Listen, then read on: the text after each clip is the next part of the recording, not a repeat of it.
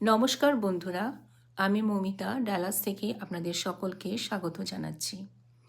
মাস্তুতো বোন এসছে হিউস্টন থেকে, বোনের বর আর ওদের 5 বছরের ছোট্ট মেয়ে। আজকে ওরা চলে যাবে, তাই যাওয়ার আগে বললাম চল, বাড়ির সামনে একটা বিশাল বড় হনুমান মন্দির আছে, ওই মন্দিরটা ঘুরে তারপরে যাবি। আমরা এর আগে অনেকবার এসেছি, কিন্তু ওদেরকে নিয়ে আসা হয়নি। দেশের বাইরে যে এত বড় একটা মন্দির আছে, এখানে না এলে কিন্তু সত্যিই জানতে পারতাম না।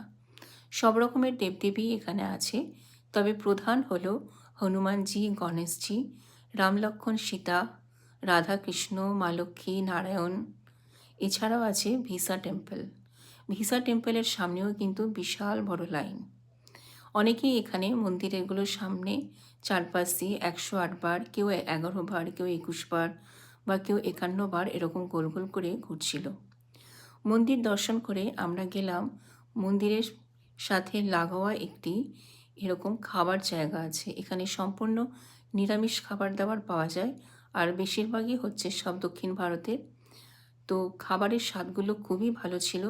খাওয়া দাওয়া করে আমি বাড়ির দিকে রওনা দিলাম, আর বোন হিউস্টনের দিকে।